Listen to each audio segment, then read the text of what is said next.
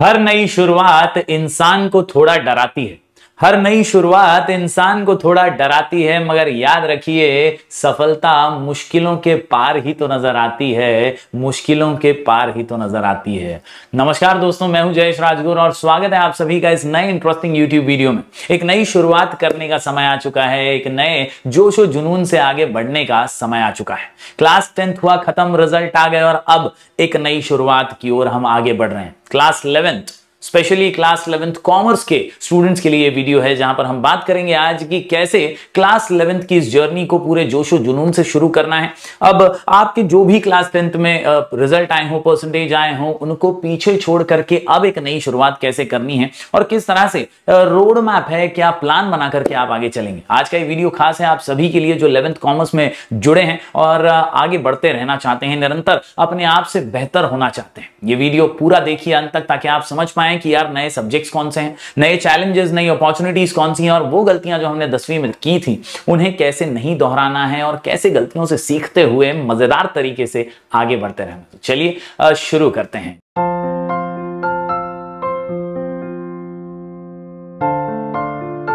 जी हाँ दोस्तों, 11th commerce की शुरुआत के लिए ये वीडियो, ये road map, why this video is needed. तो यार it is a new beginning, नई क्लास है, नए सब्जेक्ट्स हैं, नई अपॉर्चुनिटीज हैं और नए चैलेंजेस हैं।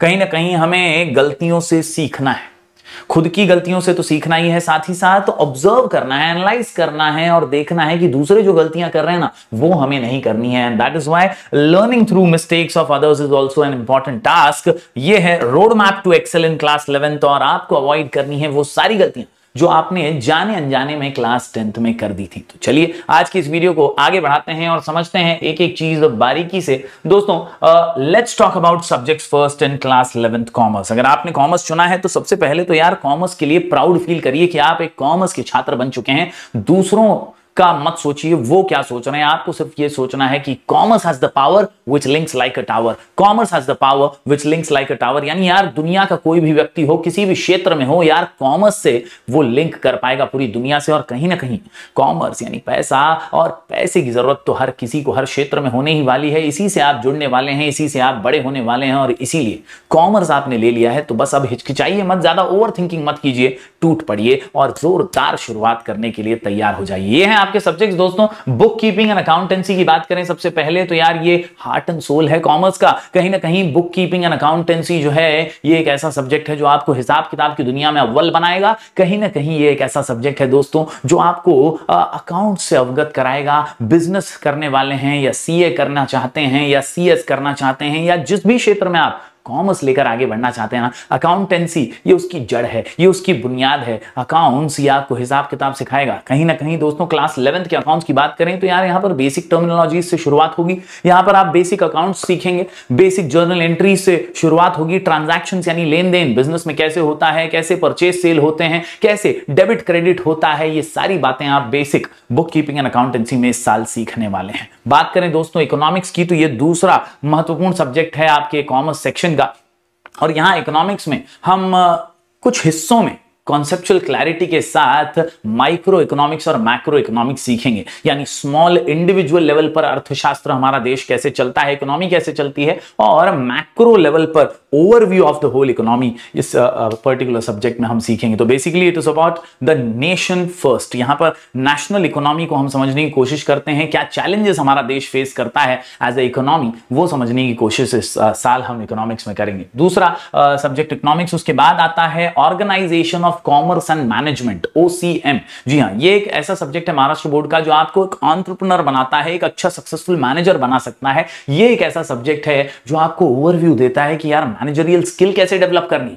वो लोग जो एस्पिरेशंस रखते हैं मैं MBA करूंगा, आगे जाकर बिजनेस खोलूंगा या बिजनेस को मैनेज करना सीखूंगा, तो वो लोगों के लिए ये सब्जेक्ट जड़ी बूटी है बॉस। OCM के थ्रू आप मैनेजमेंट सीखते हैं, उसके प्रिंसिपल्स को समझते हैं और सिग्निफिकेंटली कैसे इंडस्ट्रीज ग्रो होती हैं, कैसे इंडस्ट्रीज डेवलप होती हैं, वो आप organisation of commerce and management subject में सीखते हैं।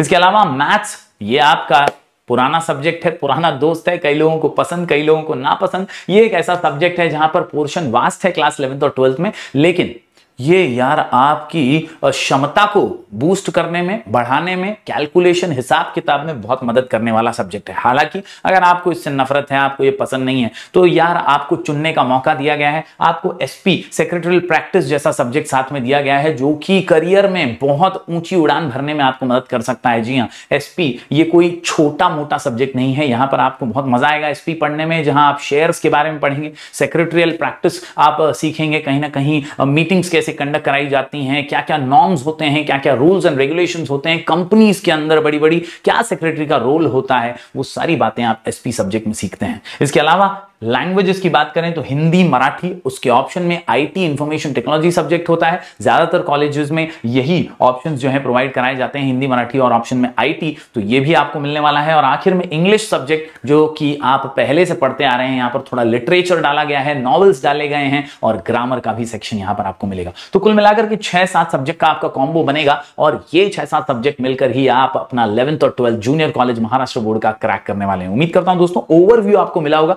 हमारे चैनल पर आपको लगातार अब से वीडियोस मिलने वाले हैं सब्जेक्ट वाइज, और आप यहां से अपनी 11th स्टैंडर्ड की जर्नी को शुरू कर सकते हैं। चलिए अब आगे बढ़ते हैं और समझने की कोशिश करते हैं कि यार कैसे हमें ये जर्नी शुरू करनी है। Mistakes you made in 10th and how to avoid it in class 11th। यानी जो गलतियां हमने की है ना पहले, अब उन्हें दोहराना तो नहीं है, कम से कम ये आपको प्रण ले लेना है। माय डियर स्टूडेंट्स, कई बार क्लास 10th के अंदर हम क्राउड को ब्लाइंडली फॉलो करते हैं, फॉलोइंग द क्राउड ब्लाइंडली। यार मेरे दोस्त ने कर दिया ना तो मैं भी करूंगा, यार वो लोग कर रहे हैं तो यही सही होगा, मान लेते हैं। और कहीं ना कहीं ब्लाइंडली क्राउड को फॉलो करने के चक्कर में हम धीमे पड़ जाते हैं, बहुत ज्यादा देर कर देते हैं और गलतियां भी होती रहती हैं। इसके अलावा दोस्तों हम टाइम को बहुत वेस्ट कर रहे थे क्लास 10th में। अब हमें स्पेसिफिकली टाइम मैनेजमेंट पर फोकस करना है और इन दो गलतियों को तो दोहराना बिल्कुल नहीं है। और इसीलिए आपको कैसे इसको ओवरकम करना है दोस्तों, ऑब्जर्व, एनालाइज एंड आस्क। क्या फॉलो करोगे? Observe, analyse and ask. यार देखो बारीकी से, ऑब्जर्व करो कि ट्रेंड क्या चल रहा है, आपकी स्ट्रेंथ और आपकी वीकनेस क्या है, और उसके आधार पर आप एनालाइज करके पूछना सीखिए। अब आप छोटे नहीं हैं, अब आप मैच्योरिटी की ओर आगे बढ़ रहे हैं। हालांकि आप उतने ज्यादा बड़े कभी नहीं हुए हैं, आपके माँ बाप की नजर में तो आप हमेशा छोटे ही रहेंगे। तो आप जरूर पूछना सीखिए, आस्क क्वेश्चंस, आप रेलेवेंट क्वेश्चंस पूछिए और पूछ करके आप एनालाइज करते हुए डिसीजंस ले पाएंगे। फॉर एग्जांपल अगर मैं मैथ्स, एसपी जैसे सब्जेक्ट की बात करूं तो जरूरी नहीं है कि आपके दोस्तों ने मैथ्स ले लिया तो आप भी मैथ्स ले लें, या कोई एसपी चुन रहा है तो आप भी एसपी इजी है इसलिए ले लेते हैं। ऐसा मत कीजिए। आप अपनी स्ट्रेंथ और वीकनेस को देखिए। अगले 1 महीने में आपको समझ में आएगा कि आपकी पसंद क्या है। आप सिलेबस जानेंगे तो आपको समझ में आएगा कि यार मैथ्स में क्या क्या पढ़ना पड़ेगा और एसपी में क्या क्या पढ़ना पड़ेगा। इस तरह से आप चुन पाएंगे, डिसाइड कर पाएंगे खुद के दम पर कि मुझे एग्जैक्टली कौन सा सब्जेक्ट लेना है। ऐसे ही ऑब्जर्व कीजिए, एनालाइज कीजिए और फिर पूछ करके, कंसल्ट करके ही डिसीजंस लीजिए। आपको कमेंट सेक्शन मिला हुआ है, यहां पर भी आप पूछ सकते हैं। मैं कोशिश करूंगा ज्यादा से ज्यादा लोगों को रिप्लाई करने की और यहां पर आपको जरूर मदद मिलती रहेगी। इसके अलावा दोस्तों, decide by understanding your strength and weakness and make sure you are managing your time well. दोस्तों बहुत जरूरी है, अब बहुत जरूरी है कि अब आप शेड्यूलिंग, अपने रूटीन का शेड्यूलिंग करना शुरू करें, टाइम मैनेजमेंट करना शुरू करें। कहीं ना कहीं यार कोई भी टाइम पे कोई भी चीज होती रहेगी ना तो यार वैसा ही एवरेज और बिलो एवरेज रिजल्ट आएगा जैसा 10th में आया था। अगर आपको अपने आप से बेहतर होना है बिना कंपैरिजन के, किसी को कितना आया था उससे आपको कोई लेना देना नहीं है, लेकिन आपको खुद से तो बेहतर होना चाहिए। और अगर वो आपको करना है ना तो time management is the key to success. मतलब दिन का 2 घंटा फिक्स कर लो, कॉलेज के अलावा, क्लासेस के अलावा, कॉलेज के अलावा, क्लासेस के अलावा अगर आप 2 घंटा फिक्स कर लेंगे ना, खुद को शेड्यूलिंग करना शुरू कर देंगे, 2 घंटा सेल्फ स्टडी के लिए दे देंगे ना, तो आपको कभी भी 8-8, 10-10 घंटे पढ़ने की जरूरत नहीं पड़ेगी, क्योंकि आप तो रोज 2 घंटा पढ़ रहे हैं। तो कहीं ना कहीं ऐसा माइंडसेट लेकर के चलिए, ऐसा अप्रोच लेकर के चलिए कि I will study 2 hours daily. मतलब आपको नींद ही नहीं आनी चाहिए कि यार मेरा काम अधूरा रह गया, मैंने तो आज पढ़ा ही नहीं। इस तरह का एटीट्यूड, इस तरह का अप्रोच आपको सफलता जरूर दिलाएगा। दोस्तों 2 घंटे डिसाइड कीजिए और फिक्स कर दीजिए उस टाइम को कि यार फॉर एग्जांपल शाम को 7 से 9, ये 7 से 9 वाला टाइम मेरा पढ़ने का टाइम है, मोबाइल साइड में है, ये टाइम पे मैं पढ़ने ही वाला हूं। फिक्स कर दीजिए उसको, फिर रोज 7 से 9 बैठ ही जाइए बस बुक्स लेकर के। अगर आपको 7 से 9 नहीं जम रहा है, आपको लगता है लेट नाइट में पढ़ सकता हूं, 9 से 12 पढ़ सकता हूं, 9 से 11 पढ़ सकता हूं, तो वो टाइम ले लीजिए। अगर आपको लगता है दोपहर में पढ़ सकता हूं 2 घंटा, लेकिन वो 2 घंटा निकाल लीजिए बॉस। अपना टाइम इस तरह से मैनेज कीजिए ना कि आप डिस्ट्रैक्शंस को भी टाइम दे पाएं। आपको पता हो कब मोबाइल पे गेम खेलना है, आपके दोस्तों को भी पता हो ये इस समय ही ऑनलाइन रहने वाला है, आपको पता हो कि यार शाम को ये टाइम पे घूमने जाना है, खेलने जाना है। वो एक फिक्स टाइम हर चीज का कर दीजिए। जब आप ये फिक्स टाइम मैनेजमेंट सीख जाएंगे तो आपको कभी तकलीफ नहीं आएगी दोस्तों, क्योंकि आपको पता होगा कौन सी टाइम पे क्या होने वाला है। आपके पेरेंट्स भी कभी टिक टिक करते हुए नहीं दिखाई देंगे, उनको भी पता रहेगा कि यार ये इसका मोबाइल फोन यूज करने का टाइम है, ये इसका पढ़ने का टाइम है। आप कभी भी मोबाइल उठाते रहेंगे तो उनकी नजर में आते रहेंगे और समझ में आ जाएगा कि यार ये तो काम चोरी कर रहा है। और इसीलिए my dear friends, time management is going to be the key to success in class 11th as well as 12th। दोस्तों जरूर इसको फॉलो कीजिएगा और लगातार मैं भी आपको टिप्स देते रहूंगा कि किस तरह से आपको ये मिस्टेक्स अवॉइड करनी है। दोस्तों दूसरी जो 3 मिस्टेक्स हैं उसमें नॉट हैविंग स्टडी टाइम, जैसा मैंने अभी आपको बोला कि 10th स्टैंडर्ड में तो हम यार क्लासेस स्कूल में इतने उलझे हुए रहते थे कि हमारे पास कोई स्टडी टाइम होता ही नहीं था। अब आप जूनियर कॉलेज में आए हैं तो उतना ज्यादा लोड कॉलेज का आपको नहीं होने वाला है, लेकिन अगर आप कोचिंग वगैरह जाते हैं तो कहीं ना कहीं there will be a specific schedule of your college as well as class. उसके अलावा 2 घंटा आपको निकालना ही है।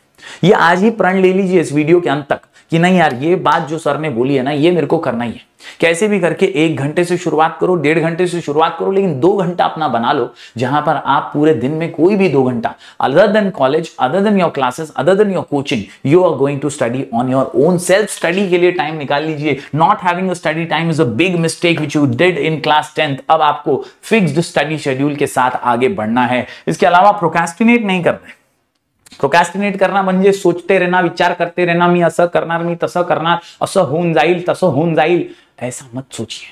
इतना सोचते रहेंगे तो कभी काम शुरू नहीं कर पाएंगे। जस्ट स्टार्ट, जस्ट बिगिन, शुरुआत कर दीजिए। छोटी ही सही शुरुआत होनी चाहिए यार, और वो अगर आप करना सीख गए तो it will be a smooth battle, बहुत इजीली आप जीत जाएंगे। Learn from the best, don't wait. शुरुआत कर दीजिए यार, आजकल तो सब अवेलेबल है। क्लास 11 12 की अगर बात करूं मैं तो हमारे यूट्यूब चैनल के प्लेलिस्ट में आपको सारे सब्जेक्ट्स के अलग अलग वीडियोस मिल जाएंगे। इसके अलावा नए वीडियोस अभी हम डालते रहेंगे रेगुलरली और आपको वहां से भी पढ़ने में आसानी हो जाएगी। इसके अलावा YouTube एक ऐसी दुनिया है जहां पर अलग अलग बेस्ट टीचर्स अवेलेबल हैं और उनसे आप अपने कॉन्सेप्चुअल क्लैरिटी की शुरुआत कर सकते हैं। तो यार वेट मत कीजिए कि यार वहां टॉपिक कवर होगा तब मैं पढ़ूंगा, यहां टॉपिक कवर होगा तो मैं पढ़ूंगा। ऑलरेडी अवेलेबल है यार। हमारा टेलीग्राम चैनल है स्काई एजुकेशन ऑफिशियल, वहां पर भी हम रेगुलर PDF नोट्स वगैरह डालते रहते हैं, तो उधर से भी आपको बहुत मदद मिल जाएगी। रुकिए मत, बस शुरू कर दीजिए। थोड़ा थोड़ा तिनका तिनका करके शुरुआत करेंगे ना, काम फिट, मामला हिट और एग्जाम्स हो जाएंगे सुपर हिट। जी हां दोस्तों, आपको याद रखना है don't cram for exam.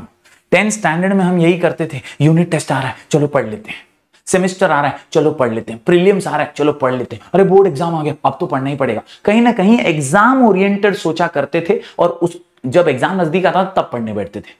Somewhere or the other we have to start from now itself। आपको याद रखना है concept is the key in commerce। concept is the key in commerce। आपको रट्टा मारने वाली पढ़ाई से आप दूर होना है। कहीं ना कहीं आपको conceptual clarity करनी है। conceptual clarity अगर रहेगी अकाउंट्स में, इकोनॉमिक्स में, OCM SP जैसे सब्जेक्ट्स में, तो कॉन्सेप्ट के बेसिस पे आप बेहतरीन मार्क्स लेकर आएंगे and that is why conceptual clarity की ओर ध्यान देना शुरू कर दीजिए। उम्मीद करता हूं दोस्तों ये मिस्टेक्स आप जरूर नहीं दोहराएंगे और एक नई शुरुआत मजबूती से करने के लिए तैयार हो जाएंगे। जी हां, new lectures for class 11th are starting soon on our channel. तो ज्यादा से ज्यादा अपने दोस्तों तक इस वीडियो को पहुंचाइए, प्यार बरकरार रखिए। हमारे चैनल के ऊपर एक नई शुरुआत हम मिलकर के करने वाले हैं। रेगुलर लाइव लेक्चर्स और साथ ही साथ रिकॉर्डेड लेक्चर्स आने वाले हैं, तो जरूर इसको प्यार दीजिए और अपने हर दोस्त तक इस वीडियो को पहुंचाइए कि यार इस चैनल के ऊपर 11th स्टैंडर्ड के वीडियोस आने वाले हैं, यहां पर पढ़ाई जबरदस्त होने वाली है। तो आप सब जुड़ जाइए और सपोर्ट करते रहिए। आपको best of the best resources देने की मैं कोशिश करता रहूंगा। जी हां,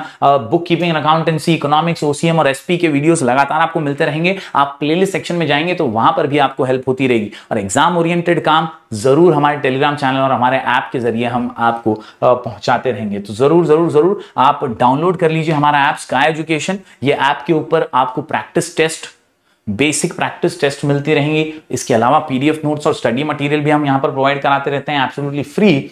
तो जुड़े रहिएगा, डिजिटल फैमिली से कनेक्टेड रहिएगा। हम यहां पर जो है एकदम रेगुलरली काम करते रहते हैं, तो जरूर आपको अपडेट्स यहां पर मिलती रहेंगी। Download our app now from sky education, from play store. Sky education नाम है ऐप का और जुड़े रहिए दोस्तों, क्योंकि यहां पर हम एक नई शुरुआत करने जा रहे हैं और आपके सपोर्ट के साथ ही ये शुरुआत मजबूत होने वाली है। तो उम्मीद करता हूं आज का वीडियो आपको पसंद आया होगा। हम ऐसे ही वीडियोस लगातार आपके लिए लेकर आते रहेंगे। मिलेंगे फिर एक बार कुछ और नए वीडियोस के साथ। तब तक के लिए do like, share and subscribe.